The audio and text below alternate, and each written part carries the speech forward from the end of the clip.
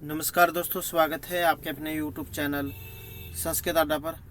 दोस्तों, आज की जो वीडियो इसमें हम करने वाले हैं, आपका हरियाणा में जो टीचर एलिजिबिलिटी जो टेस्ट है TST-PST वाला, जो आपका आगे फरवरी में जिसकी होने की संभावना है, तो आपके एग्ज़ामों के लिए महत्वपूर्ण जो क्वेश्चन है वो आज की वीडियो में हम यहाँ पर करने वाले हैं, जिसमें कारक और विभक्ति प्रकरण जो आज की वीडियो में रहने वाला है।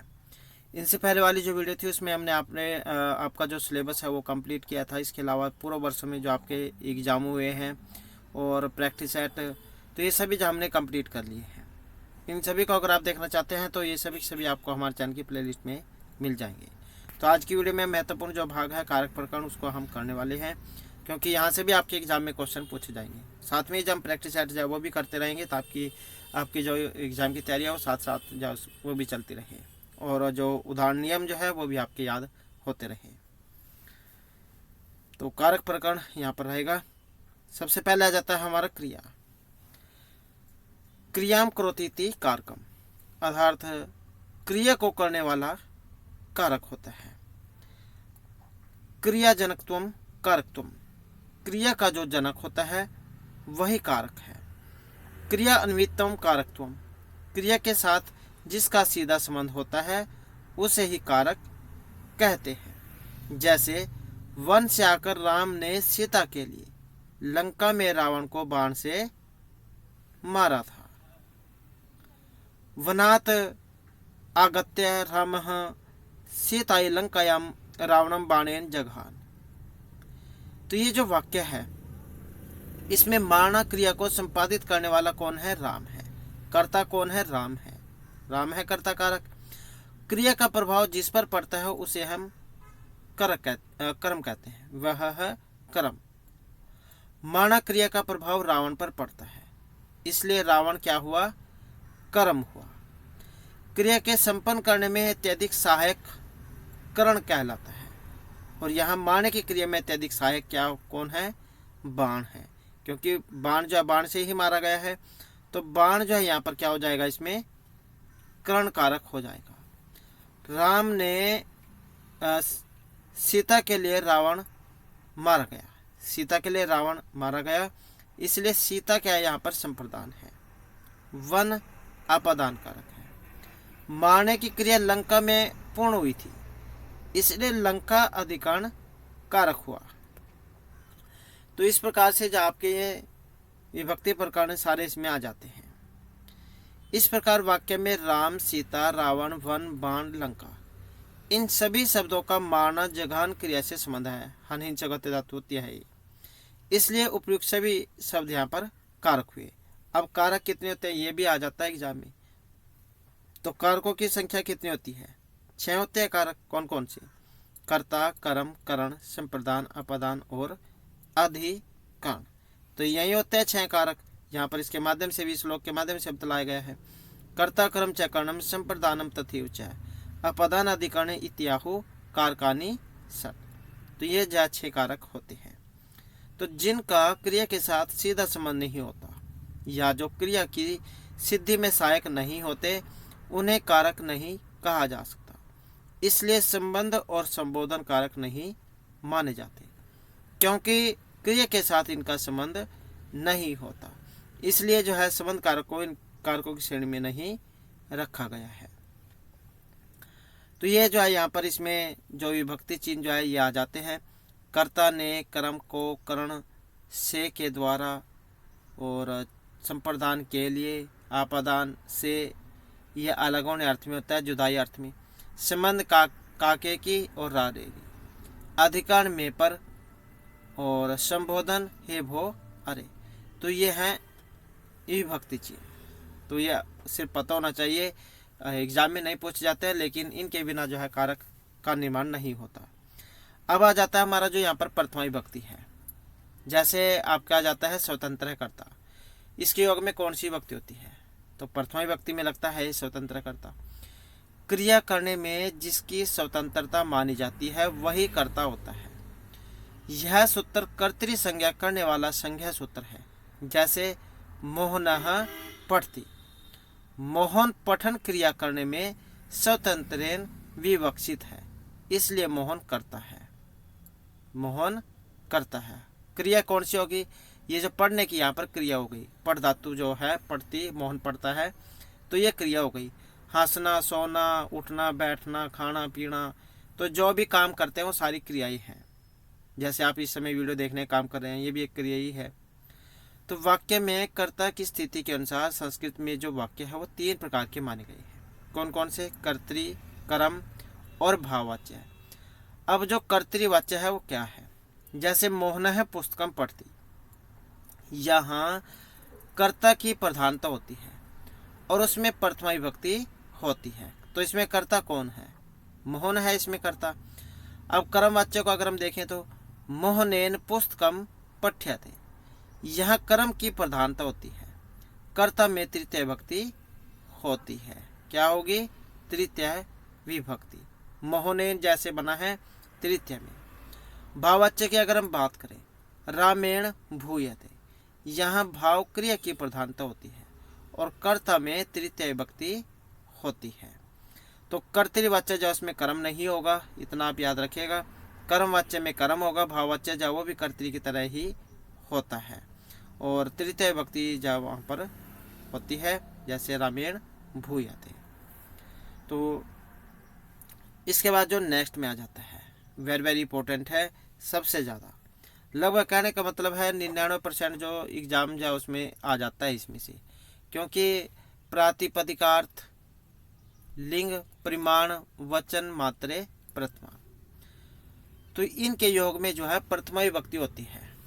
प्रातिपदिक अर्थ में, लिंग मात्र में, परिमाण मात्र में, वचन मात्र में, तो इनमें प्रथमा विभक्ति होती है।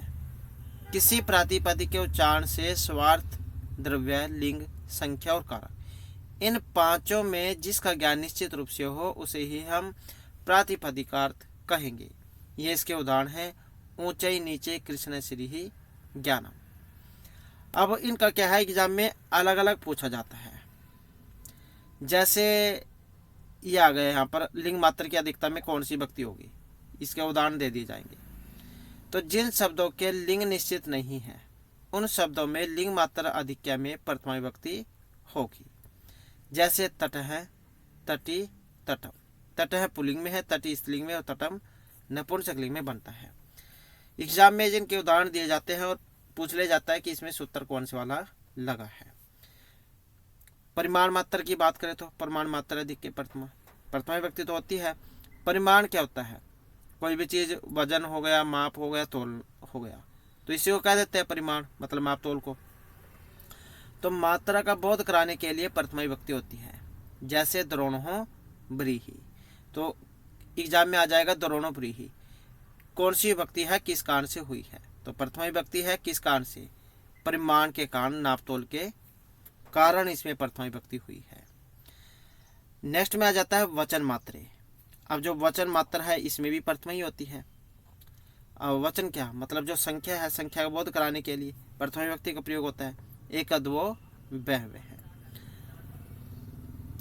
और इसके बाद आ जाता है संबोधन। संबोधन जो होता है उसमें भी प्रथमा विभक्ति ही होती है संबोधन में। जैसे हे राम, यहाँ पर देख सकते हैं विषमादिबोधक चिन्ह, अत्तर आगच्छ, यहाँ हे राम में संबोधन होने से प्रथमा विभक्ति प्रयुक्त हुई है। तो यहाँ पर क्या है, संबोधन मतलब पुकारा जाता है और विषमादिबोधक चिन्ह आपको देखने को मिलेगा। नेक्स्ट आ जाता है जो वेरी वेरी इंपॉर्टेंट है, सबसे ज्यादा, उक्त कर्तरी प्रथमा विभक्ति। एग्जाम में आपका पूछा जाता है उक्त कर्ता में कौन सी विभक्ति होती है? तो उक्त कर्तरी प्रथमा विभक्ति।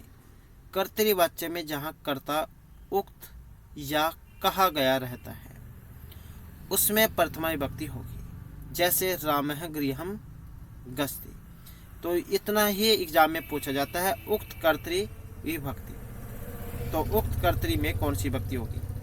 कर्ता है, कर्ता से आप याद रख सकते हैं, कर्ता में प्रथमा विभक्ति होती है, ऐसे आप याद रख सकते हैं। तो उक्त कर्तरी प्रथमा। यह राम कर्तृवाच्य का कर्ता है जो कि उक्त है, इसलिए राम है में प्रथमा विभक्ति आई है। इसी प्रकार से प्रातिपदिकार्थ में, लिंग मात्र में, परिमाण में, वचन में, संबोधन में, तो उक्त कर्ता में प्रथमा जो विभक्ति है उसका प्रयोग किया जाता है। नेक्स्ट में आ जाते हैं हमारी जो द्वितीय विभक्ति है, कर्म कारक द्वितीय विभक्ति। ये वाला सूत्र है कर्तुर इष्टतमम कर्म, जो कर्म संज्ञा करता है। कर्ता अपनी क्रिया के द्वारा जिसे विशेष रूप से प्राप्त करना चाहता है उसकी कर्म संज्ञा होती है। जैसे यहाँ पर इसका उदाहरण देख सकते हैं आप, राम है लेखन्या पत्रम लिखती। तो यहाँ पर राम रूपी कर्ता अपने लेखन रूपी क्रिया से सबसे ज्यादा पत्र लिखना चाह रहा है, इसलिए यहाँ पत्र कर्म होगा। तो राम है कर्ता, लिखने का जो क्रम क्या है, लिखने का है, तो ये उसका कर्म हो जाएगा और क्रिया लिखने की है। इसके बाद है कर्मणि द्वितीय, इससे द्वितीय विभक्ति होती है। कर्तुर ईप्सितम तमम कर्म से कर्म संज्ञा और कर्मणि द्वितीय से द्वितीय विभक्ति होती है द्वितीय के। जैसे इसके यहाँ पर देख सकते हैं,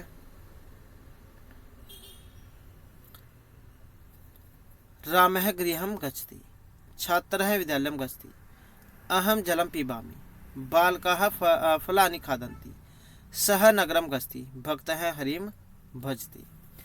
अब ये सुधा शुद्ध में भी आ जाते हैं, एग्जाम में सुधा शुद्ध भी आपके पूछे जाएंगे, तो सुधा शुद्ध भी आपको पता होना चाहिए। तो ये जो क्रिया जो है ये कर्ता जो है उसके अनुसार लगती है, या अगर ये प्रथमा में है या पुल्लिंग में है, पुल्लिंग वाला रूप बनेगा, स्त्रीलिंग है तो स्त्रीलिंग वाला। तो ये जैसे छात्र है विद्यालयम गच्छति, अब छात्र एक है तो एक वचन वाली क्रिया होगी। अहम उत्तम का है तो यहाँ पर क्रिया उत्तम वाली लगेगी, क्योंकि ये उत्तम एक वचन बनता है। बाल का बहुवचन का है तो बहुवचन की क्रिया होगी। सहन एक वचन में है तो एक वचन की हो जाएगी। भक्त है एक वचन में है तो एक वचन की होगी। तो ऐसे आप याद रखिएगा। तो ये जो वाक्य है इसमें गृह, विद्यालयम, जल, फल, नगर, हरि, इन सभी की कर्म संज्ञा होती है, इसलिए सभी पदों में कर्म होने के कारण कर्मणि द्वितीय से द्वितीय विभक्ति हुई है। तो ये तो था यहाँ पर द्वितीय वाला। अब द्वितीय में भी जो सबसे ज़्यादा इम्पोर्टेंट कह सकते हैं आप, सबसे ज़्यादा महत्वपूर्ण है अकथितम च। 100% जो है, एक तो इसका जो उदाहरण है वो एग्जाम में आता ही है, एक न एक तो आता ही आता है। तो जैसे यहाँ पर है अपदान, संप्रदान, करण आदि कारकों के द्वारा अविवक्षित कारक कर्म संज्ञक होता है। दुहो आदि 12 एवं ने आदि 4, कुल 16 धातुओं के कर्म से जिसका संबंध होता है उसे अकथित कहा जाता है। तो ये 16 धातुएं हैं और एक उदाहरण यहाँ पर आपके एग्जाम में जरूर आता ही आता है। अब 16 धातुएं की जो बात करें, दुहु, याच, पच, दंड, रुद्र, प्रच, ची, ब्रू, सास, जी, मत, मुस, नी, हृ, क्री, वह। तो ये जो है 16 द्विकर्मक धातुएं हैं। क्या है ये? द्विकर्मक धातुएं हैं। और इन 16 धातुओं एवं इनके समानार्थक धातुओं के योग में अपदान, संप्रदान, कर्ण आदि कारकों की कर्म संज्ञा होती है और उनमें द्वितीय जो विभक्ति है उसका प्रयोग होता है। अब इसी के उदाहरण यहाँ पर दिए गए हैं, तो ये उदाहरण आप देख लीजिएगा। यहाँ पर जैसे दुहु धातु है, ये दो दोने अर्थ में होती है। तो ग्वाल है धेनुम दुग्धम दोग्धी, ग्वाला गाय से दूध दूहता है। याच है जैसे मांगना, हरि ही बलिम वसुधाम याचते, या फिर सह निरुपम क्षमम याचते, हरि वामन बलि से पृथ्वी मांगते हैं, यह वह राजा से क्षमा मांगता है। याच धातु है। इसके बाद पच धातु हो गई पकाने अर्थ में। माता तंडुलान ओदनम पचती, माता चावलों से भात पकाती है। दंड धातु है दंड देने में। राजा चोरम शतम दंडती, राजा चोर से 100 रुपये दंड लेता है। रुद्ध है रोकने अर्थ में। राजा शत्रुन दुर्गम रोणधि, राजा शत्रुओं को किले में रोकता है। प्रच धातु है पूछने में। गुरु शिष्यम प्रश्नम पृच्छति, गुरु शिष्य से प्रश्न पूछता है। ची धातु है चुनने अर्थ में। बालकः वृक्षम फलानि अवचिनोति, बालक वृक्ष से फल चुनता है। सास है उपदेश देने में। गुरु शिष्यम धर्मम शासिति, गुरु शिष्य को धर्म का उपदेश देता है। जी धातु है जीतने में। सह देवदत्तम शतम जयति, वह देवदत्त से 100 रुपये जीतता है। मत धातु है मतने में। सुधाम क्षीरनिधि मतनाति, अमृत के लिए समुद्र को मतता है। मूस है चुराने में। यगदत्तम शतम मुसुनाति, यगदत्त से 100 रुपये चुराता है। नी है ले जाने में, कृष का धेनुम ग्रामम नहीं थी, किसान गाय को गांव ले जाता है। इसी प्रकार से हरि धातु है हरणार्थ में, कृष का धेनुम ग्रामम हरती, किसान गाय को गांव ले जाता है। कृष है खींचने में, कृष का धेनुम ग्रामम कर्षति, किसान गाय को गांव तक खींचकर ले जाता है। वह धातु ले जाने में होती है, कृष का धेनुम ग्रामम वहती, किसान गाय को ग्राम तक वहन करता है। तो ये जो है यहाँ पर 16 धातुएं हैं, इनके रूप आप याद रखिएगा, तो वेरी वेरी इंपॉर्टेंट है यहाँ पर। नेक्स्ट में आ जाता है हमारा अधिसिंग स्थासाम क्रम, ये वाला सूत्र है। तो ये जो यहाँ पर सी सोने में धातु स्टार्ट है ना, आज बैठना, इन 3 धातुओं के पहले यदि आधि उपसर्ग लगा हो तो इनके आधार की क्रम संज्ञा होती है और क्रम में द्वितीय विभक्ति। जैसे ये आप याद रखिएगा, अगर कहीं भी है उसमें उपसर्ग लगा है तो फिर वो द्वितीय विभक्ति में बदल जाता है। तो जैसे ये है सी धातु, इनसे पहले आदि लग गया है, तो राजा सिंहासनम अधितिष्ठति, स्था धातु है, आदि उपसर्ग लग गया है, तो क्या हो जाएगी द्वितीय विभक्ति, राजा सिंहासनम अधितिष्ठति, राजा सिंहासन पर बैठता है। हरि ही वैकुंठम अध्यास्ते, आदि है उपसर्ग, तो हरि ही वैकुंठम अध्यास्ते, हरि वैकुंठ में बैठते हैं। शिष्य है आसनम अधितिष्ठति, शिष्य आसन पर बैठता है। मुनि ही शिलाम अधिसेते, मुनि शिला पर सोते हैं। सह प्रियंकम अधिसेते, वह पलंग पर सोता है। तो यहाँ पर ये जो धातुएं जो है इनमें क्या है, जो शुरू में जो उपसर्ग है वो लग गया है, तो इतना आप याद रखिएगा। तो यहाँ पर देख सकते हो उपयुक्त जो वाक्य है इसमें सिंहासन, वैकुंठ, आसन, शिला, प्रियंक, ये सभी क्या है आधार हैं, और सभी क्रियापदों में आधि उपसर्ग के साथ सिंह स्था आस धातु का प्रयोग हुआ है, इसलिए आधार की कर्म संज्ञा होकर द्वितीय विभक्ति हुई है। नेक्स्ट जो हमारा सूत्र आ जाता है इसमें ये वाला अभिनिविशच। तो यहाँ पर क्या है, अभि और नि, इसी क्रम से ये दोनों ही उपसर्ग यदि विष धातु के पूर्व में आए तो आधार की कर्म संज्ञा हो जाती है और क्रम में द्वितीय विभक्ति होगी। तो अभि और नि, ये जो दो है अभि और नि, इनसे अगर ये विष धातु में लगे हों तो फिर द्वितीय विभक्ति में बनता है वो। संतः सन्मार्गम अभिनिविशते, सज्जन सन्मार्ग में प्रवेश करते हैं। यहाँ अभिनिविष्ट में अभि और नि उपसर्ग के साथ विष धातु का प्रयोग हुआ है, इसलिए सन्मार्गम इस आधार की क्रम संज्ञा होकर द्वितीय विभक्ति होती है। इसके बाद है उप अनुअधियांग वश है। नेक्स्ट जो सूत्र है हमारा उप अनु अधि आंग और वश। तो ये जो उप अनु अधि और आंग जो है, इनमें से कोई उपसर्ग यदि वश धातु के पूर्व में आए तो आधार की कर्म संज्ञा होकर द्वितीय विभक्ति हो जाती है। तो यहाँ पर भी सेम वही चीज़ है, धातु कोई सी भी है अगर शुरू में अव्यय उपसर्ग है तो फिर वो द्वितीय विभक्ति जो होता है उसमें चला जाता है। तो यहाँ पर उप अनुधि और आंग, इनसे अगर ये वह धातु से पहले लगे हों, जैसे राजा नगरम उपवस्ती, राजा नगरम अनुवस्ती, राजा नगरम अधिवस्ती, राजा नगरम आवस्ती, तो ये वश धातु में इससे पहले लगे हैं। तो यहाँ वश धातु के पूर्व उप अनुअधि और आंग उपसर्ग का प्रयोग हुआ है, इसलिए आधार नगर की कर्म संज्ञा होगी और उसमें द्वितीय विभक्ति का प्रयोग हुआ है। नेक्स्ट में आ जाता है सूत्र हमारा अंतरांतरण युक्त। इनके उदाहरण जो वो पूछे जाते हैं, कई बार उदाहरण आ जाते हैं, कई बार सूत्र आ जाता है, तो दोनों ही जो आपने याद रखने हैं। तो अंतरा मतलब मध्य में और अंतरेण बिना, इन अवयव के योग में द्वितीय विभक्ति जा उसका प्रयोग होता है। अंतरा मध्य में, अंतरेण बिना, तो इन अवयव के योग में द्वितीय विभक्ति होगी। जैसे यहाँ पर प्रथम जो है अंतरा ग्रामम नदी प्रवहती, 2 गांव के बीच नदी बहती है। अंतरा ग्रामम नदी प्रवहती। संस्कृतम अंतरेण न किमपि जानामि, संस्कृत के सिवाय और कुछ नहीं जानता। इसके बाद है अभीतः प्रीतः समय निक्षा प्रतियोगी। तो ये अगर कहीं पर आपको दिखाई दे अभीत हैं, प्रीत हैं, समय, निक्षा, हा और प्रति। तो इनके योग में द्वितीय जो विभक्ति है उसका प्रयोग किया जाता है। तो क्या होगा उसमें, द्वितीय जो विभक्ति है वो लगेगी। अभीता का मतलब क्या होता है, दोनों ओर या आसपास। प्रीता मतलब चारों ओर। समय समीप को कह देते हैं। निक्षा का मतलब निकट से है।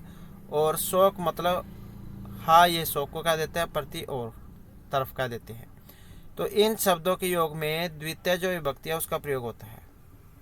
जैसे यहाँ पर इसके उदाहरण जाए दिए गए हैं।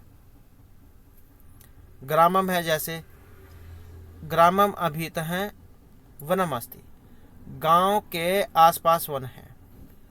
आश्रम अभीत वृक्ष सन्ति, आश्रम जो है आश्रम के दोनों ओर वृक्ष है। विद्यालय प्रीत है वृक्षा सन्ति, विद्यालय के चारों ओर वृक्ष है। ग्रामम प्रीत है उपवनानि सन्ति, गांव के चारों ओर उपवन है। लंकाम समय सागर हस्ति, लंका के समीप सागर है।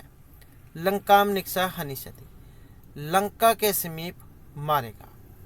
हा कृष्णाम भक्तम, कृष्ण के अभक्त के लिए खेद है। बुभुक्षितम न प्रतिभाति किंचित, भूखे को कुछ भी अच्छा नहीं लगता। छात्र है गुरु प्रति श्रद्धा ददाति, छात्र की गुरु के प्रति श्रद्धा है। सह नगरम प्रति गस्ती, वह नगर की ओर जाता है। तो ये आप जो है यहाँ पर ये याद रखिएगा। अभीत है, प्रीत है, समय, निक्षा और प्रति, इनके योग में द्वितीय जो विभक्ति है उसका प्रयोग किया जाता है।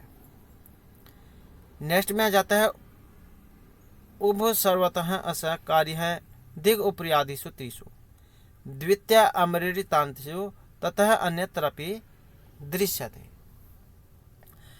कहने का मतलब है उभयतः, सर्वतः, दिक, ऊपरी ऊपरी, अधि अधि, अधोअधः पदों के योग होने पर द्वितीय विभक्ति होती है। जैसे उभयतः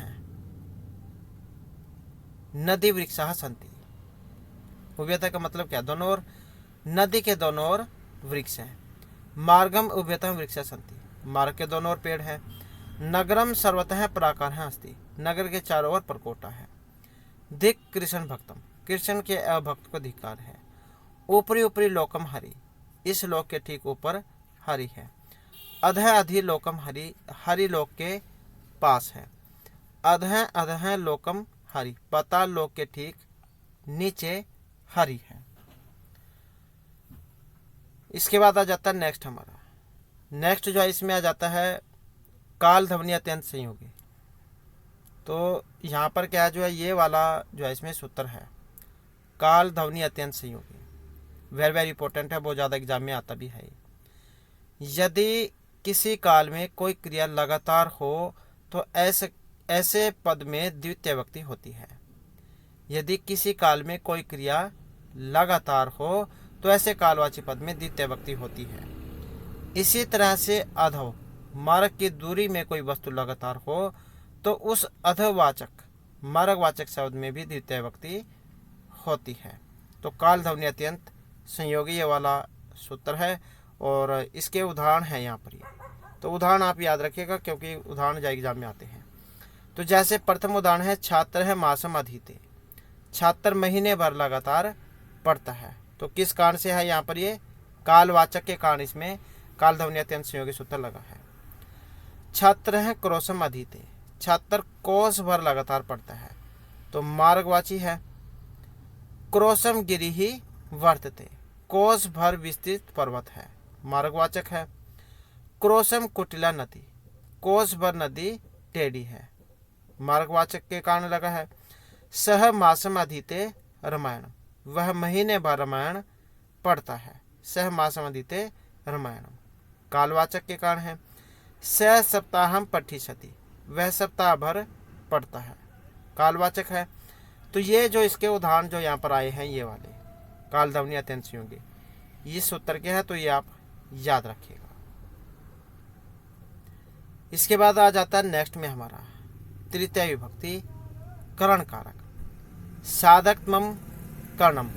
तो ये भी जो एग्जाम में पूछी जाती है। जैसे ये आ जाएगा साधकत्वम, कर्म है, कर्ण है, कर्ता है, संप्रदान है। तो ऐसे जब पूछा जाता है तो साधकतमम कर्णम, ये आप याद रखिएगा कि क्रिया की सिद्धि में जो सबसे ज़्यादा सहायक होगा, अधिक उपकारक होगा, तो उसकी कर्ण संज्ञा होगी, उसे हम कर्ण कहेंगे। यह लाइन भी आपने देखी होगी बहुत बार एग्जाम में। क्रिया सिद्धो प्रकृष्ट उपकारकम संज्ञम स्यात्, क्रिया की सिद्धि में प्रकृष्ट उपकारक की संज्ञा होती है, तो यह भी बहुत ज़्यादा आती है एग्जाम में। साधकतमम कर्म भी आता है कर्णम, और क्रिया सिद्ध प्रकृष्ट उपकारकम कर्ण संज्ञम स्यात्, ये वाला लाइन भी आपने देखी होगी। तो दोनों ही महत्वपूर्ण है यहाँ पर। इसका उदाहरण है फिर ये, सह हस्तेन मिष्ठानम वितरती, वह हाथ से जो लड्डू है उनको बांटता है, मतलब मिठाई जाओ से बांटता है। तो मिष्ठान वितरण रूपी कार्य को करने में हाथ सबसे अधिक सहायक है, इसलिए हाथ कर्ण कारक हुआ। तृतीय व्यक्ति इसमें ही है, हाथ से मिठाई बांटता है, क्योंकि सहायता किसकी पड़ी, हाथ की पड़ी, हाथ से तो बांट रहा है। इसके बाद आ जाता है नेक्स्ट हमारा कर्तृकर्ण्योस तृतीया, अनुक्त कर्ता अर्थात कर्मवाच्य और भाववाच्य के कर्ता और कर्ण में तृतीय व्यक्ति होगी। ये लाइन हमने शुरू में पढ़ी थी और ये भी आती है एग्जाम में। अनुक्त कर्ता में विभक्ति होती है, कौन सी होगी, अनुक्त कर्ता में तृतीय विभक्ति। अनुक्त कर्ता में विभक्ति होती है, तो ये भी बहुत बार एग्जाम में पूछा जाता है, तो इतना आप याद रखिएगा। अनुक्त जो कर्ता है उसमें तृतीय विभक्ति होती है। आगे फिर यहाँ पर जो आईसी के जो उदाहरण है वो दिए गए हैं, जैसे देख सकते हैं, सह कुठारेण वृक्षम छीनती, वह कुल्हाड़ी से वृक्ष को काटता है, तृतीय विभक्ति है। रामेण बाली ही हत है, राम के द्वारा बाली मारा गया, तो कर्ता में क्या है, तृतीय है। बालकः दंडेन सर्पम हंति, बालक डंडे से सांप को मारता है, तो तृतीय है। तुम कलमेन पत्रम लिख, तुम कलम से पत्थर लिख, कर्ण में तृतीय है, देख सकते हैं, दंडेन, रामेन, कुठारेन, तृतीय व्यक्ति है। मोहना दात्रेण लुणाती, मोहन हंसिये से काटता है। रामेन बाणेन हता बाली, राम के बाण द्वारा बाली मारा गया, कर्ता रामेन और कर्ण बाणेन, दोनों में तृतीय हुई है। तो इतना आप इसमें याद रखिएगा। ये अनुक्त कर्ता जो होता है तृतीय विभक्ति इसमें आती है। इसके बाद फिर नेक्स्ट में आ जाता है हमारा सहयुक्त प्रधानी, सह साकम सार्धम समम आदि सह अर्थक शब्दों के योग में अप्रधान में तृतीय विभक्ति होती है। तो ये सूत्र भी बहुत ज़्यादा आता है एग्जाम में, सह साकम सार्धम समम, मतलब सहयुक्त प्रधानी में विभक्ति होगी। तो सह साकम सार्धम समम, ये जो आपको शब्द है ये दिखाई दे तो इनके योग में तृतीय विभक्ति होती है। जिसके आगे फिर ये उदाहरण दिए गए हैं, पुत्रेण सह आगत है पिता, पुत्र के साथ पिता आया। पिता पुत्रेण सह मेरठ नगरम गता है, पिता पुत्र के साथ मेरठ नगर गया। राम है जानकी साकम गस्ती, राम जानकी के साथ जाते हैं। मोहन गुरुणा सार्धम विद्यालयम गस्ती, मोहन गुरु के साथ विद्यालय जाता है। तो ये जो सह साकम सार्धम और ये समम, लक्ष्मण समम राम है गस्ती, लक्ष्मण के साथ राम जाता है। तो ये जो शब्द है सह साकम सार्धम समम, ये अगर आपको कहीं पर लगे हुए दिखाई दे तो इसका मतलब है उसमें तृतीय विभक्ति का प्रयोग हुआ है, सहयुक्त प्रधान सूत्र उसमें लगा है।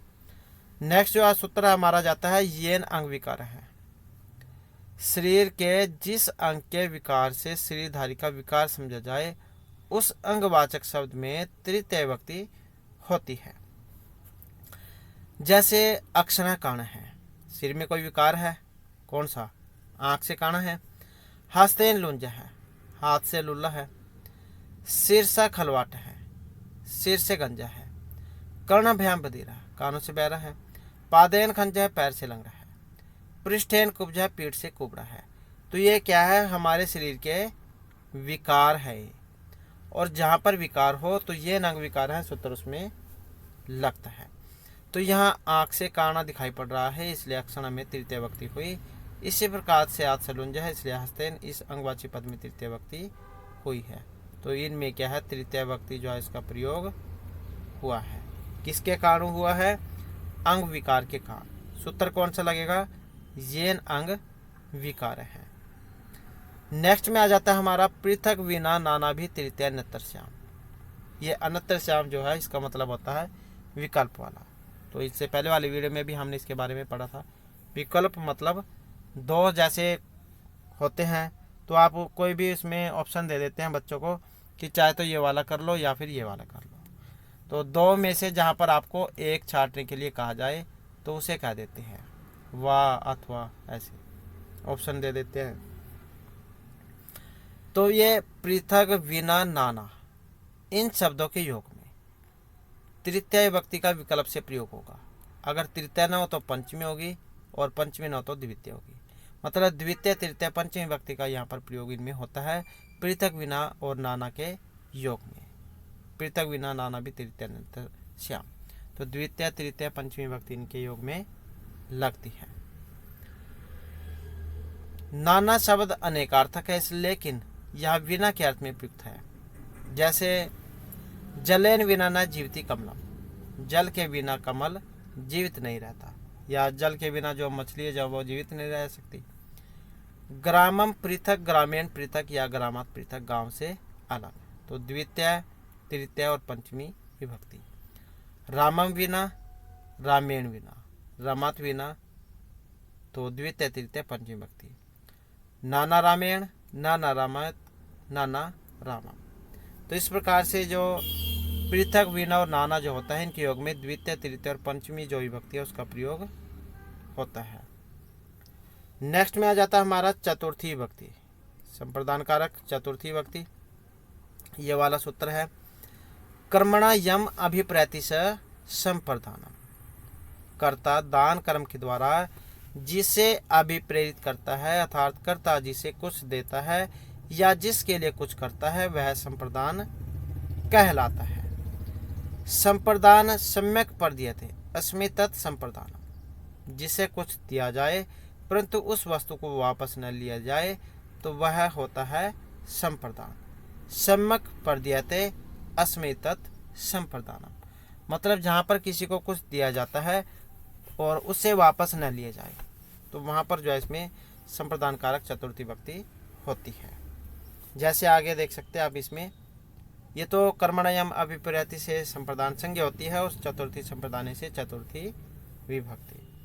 जैसे आया है यहाँ पर देख सकते हैं चतुर्थी संप्रदान, ये वाला संप्रदान में चतुर्थी विभक्ति होती है।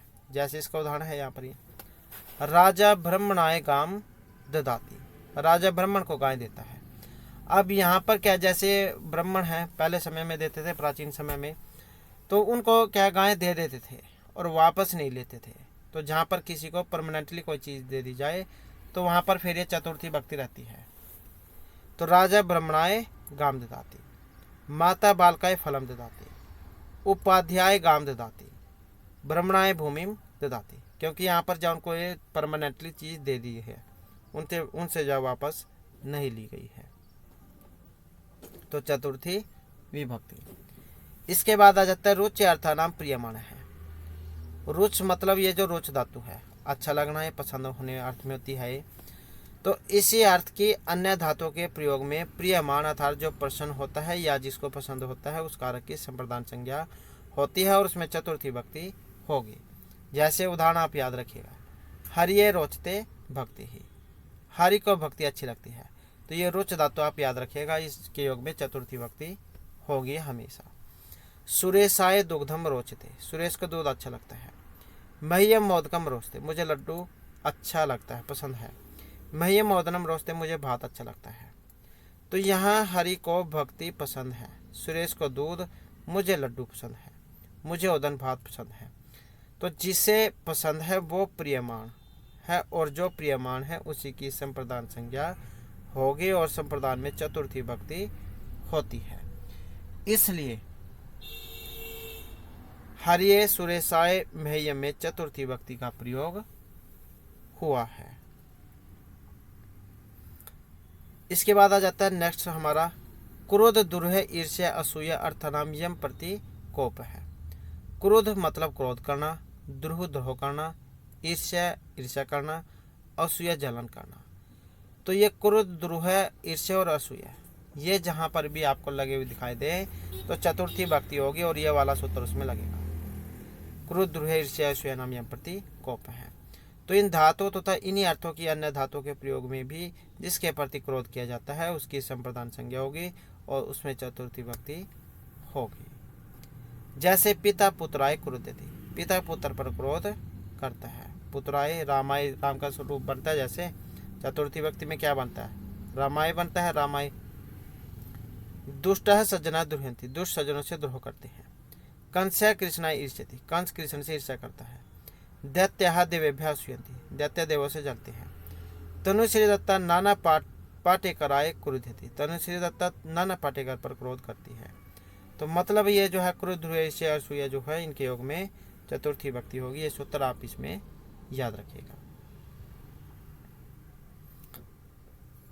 रावण है रामाय असूयति, रावण राम से द्वेष करता है। यहाँ पिता अपने पुत्र पर क्रोध करता है, इसलिए जिस पर क्रोध किया जाए उसकी संप्रदान संज्ञा होगी और उसमें चतुर्थी भक्ति होती है, इसलिए पुत्राय में चतुर्थी भक्ति है। तो जैसे रावण है रामाय असूयति, रावण राम से द्वेष करता है, तो रामाय है राम से करता है, तो इसमें चतुर्थी भक्ति है। नेक्स्ट जो हमारा जाता है सप्रिय रीप्सित है। स्प्रिय धातु जो आपको कहीं लगी हुई दिखाई दे इसका मतलब होता है चाहना, तो इसके योग में भी यही विभक्ति होगी चतुर्थी। तो धातु के प्रयोग में जिस वस्तु की चाह, इच्छा या अभिप्सा होती है तो उसकी संप्रदान संज्ञा होती है और उसमें चतुर्थी भक्ति का प्रयोग होता है। जैसे यहाँ पर दिया गया है सा पुष्पेभ्यः स्प्रियति, वह पुरुषों की चाह करती है। रमः पुष्पेभ्यः स्प्रियति, रमा फूलों की चाह करती है। बालिकाः फलेभ्यः स्प्रियन्ति, लड़कियां फलों की चाह करती है। अहम संस्कृता स्प्रियामि, मैं संस्कृत चाहता हूँ।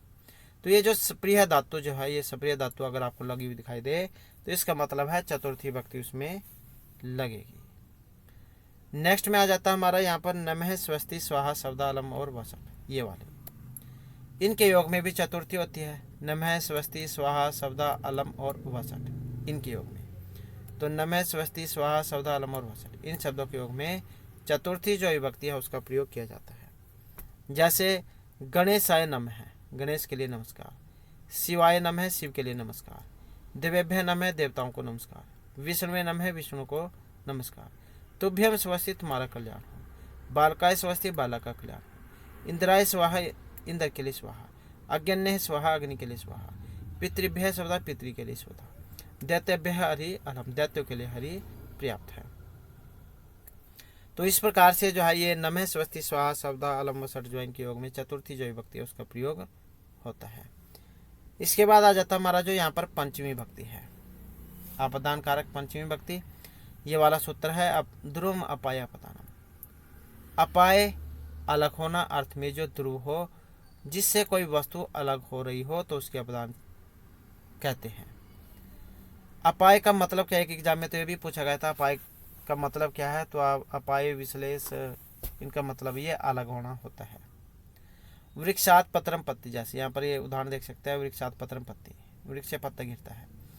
अब वृक्ष से जो पत्ता है वो अलग हो गया है, मतलब उसमें क्या है, जुदाई है, अलग होना है, तो इस कारण से यहाँ उसमें पंचमी भक्ति लगेगी। तो इस वाक्य में पत्ता वृक्ष से अलग हो गया है, इसलिए वृक्ष अपादान हो गया। इसके बाद आ जाता है नेक्स्ट में हमारा सूत्र अपादानी पंचमी। अपदान में पंचमी भक्ति होगी। जैसे सह ग्रामात गस्ती, वह गांव से जाता है। वृक्षात पत्राणि पतंती, वृक्ष से पत्ते गिरते हैं। महेश आसनात उत्तिष्ठति, महेश आसन से उठता है। गंगा हिमालयात प्रभुति, गंगा हिमालय से निकलती है। बालका सोपानात पतति, बालक सीढ़ी से गिरता है। सर्वे विमानात अवतरंती, सभी विमान से उतरते हैं। जुगुप्सा विराम प्रमादानाम उपसंख्यानम, जुगुप्सा विराम और प्रमाद। जुगुप्सा क्या है, घृणा या निंदा कह देते हैं, विराम रोकना, प्रमाद आलस्य को। तो इन अर्थ वाली धातुओं के प्रयोग में जिससे जुगुप्सा विराम अथवा प्रमाद किया जाए उसकी अपदान संज्ञा होगी, या मतलब उसमें पंचमी भक्ति होगी। तो जुगुप्सा विराम प्रमादानाम उपसंख्यानम, तो ये आप याद रखिएगा, जुगुप्सा विराम प्रमाद तो इनके योग में पंचमी विभक्ति होती है। जैसे यहाँ पर पहला वाक्य दिया गया है, पापात जुगुप्सते, पाप से घृणा करता है। सह कार्यात विरमति, कार्य से रुकता है। पठनात् प्रमादति, पढ़ने से प्रमाद करता है। धर्मात् प्रमादति, धर्म से प्रमाद करता है। स्वाध्यात्मा परमदा, स्वाध्याय से प्रमाद मत कर। तो ये आप याद रखिएगा, जुगुप्सा विराम प्रमाद जो है इनके योग में पंचमी व्यक्ति होगी। सूत्र ये वाला है। नेक्स्ट में आ जाता है भी त्रयार्थनाम भय हेतु। तो भी धातु है डरने अर्थ में होती है, मतलब भय डर अर्थ वाली, और त्राण रक्षा अर्थ वाली। इन धातुओं में जिससे भय हो या जिससे रक्षा की जाए उसकी अपदान संज्ञा होती है। पंचमी व्यक्ति जो उसमें लगता है भी त्रयार्थनाम भय हेतु। जैसे यहाँ पर पहला वाक्य है, चोरात विभेति, चोर से डरता है। वृक है, सिंहात विभेति, भेड़िया सिंह से डरता है। शिशु सर्पात विभेति, बच्चा सांप से डरता है। पिता पुत्रम सिंहात रक्षति, पिता पुत्र की सिंह से रक्षा करता है। माता पुत्रम अग्नि रक्षति, माता पुत्र की आग से रक्षा करती है। पापात रहते, पाप से रक्षा करता है। तो ये जो भी त्रयार्थनाम भय हेतु जो है इसमें पंचमी व्यक्ति होगी।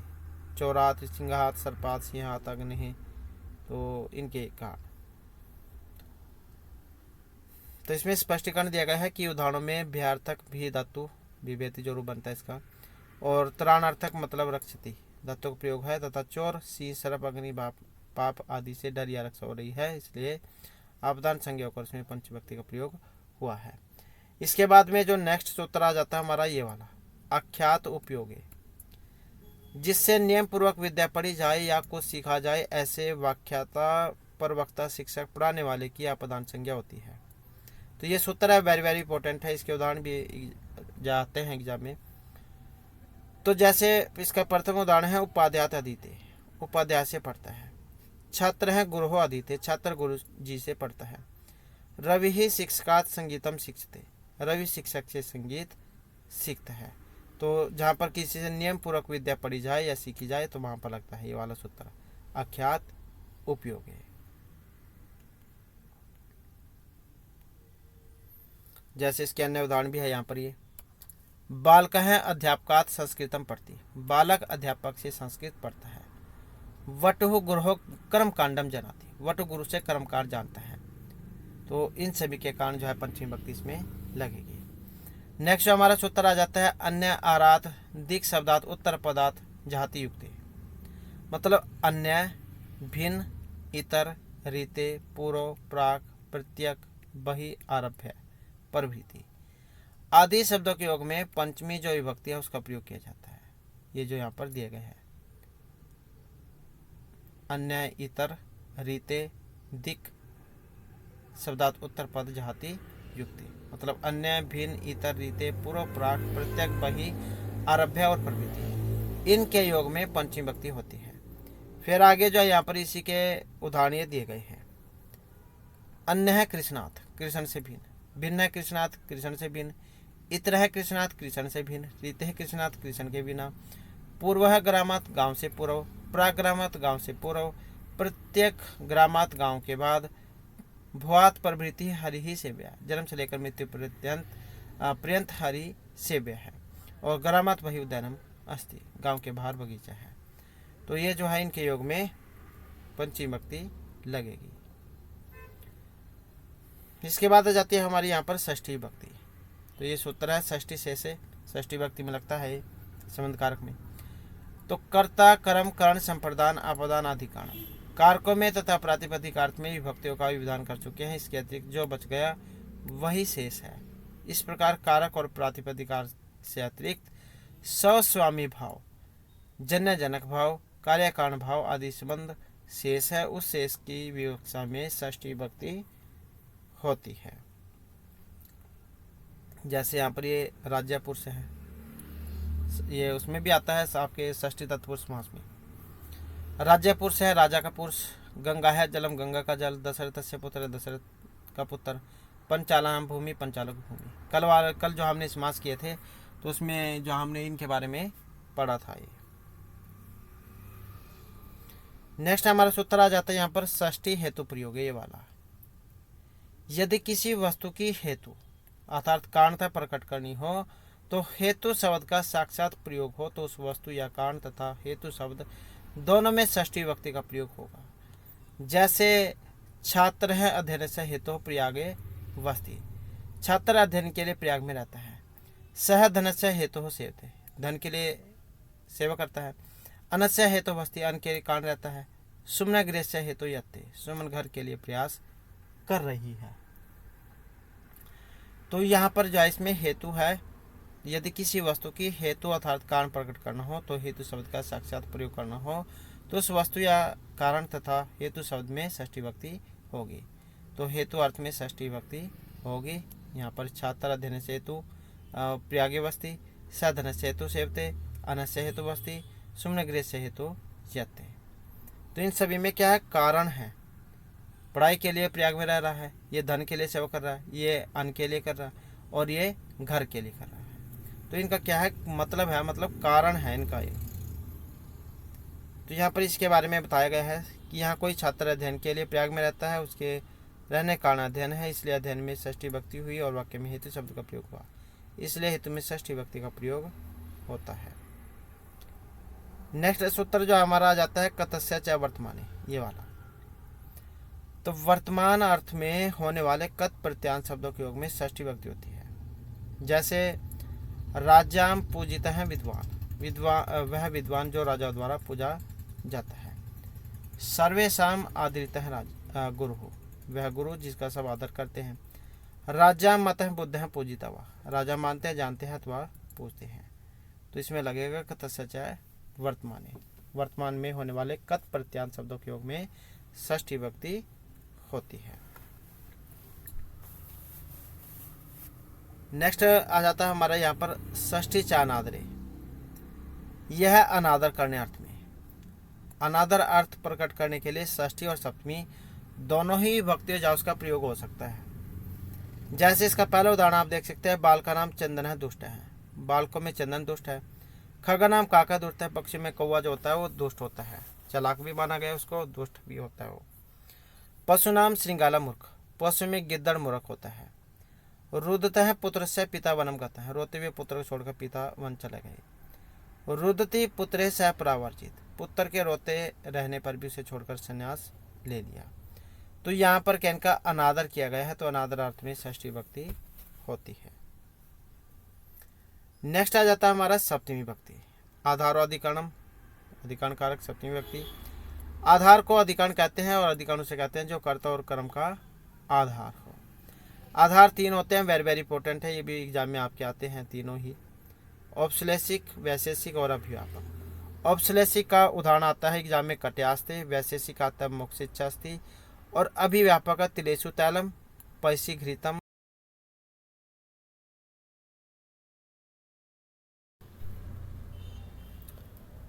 इसके बाद आ जाता है सप्तमी विभक्ति।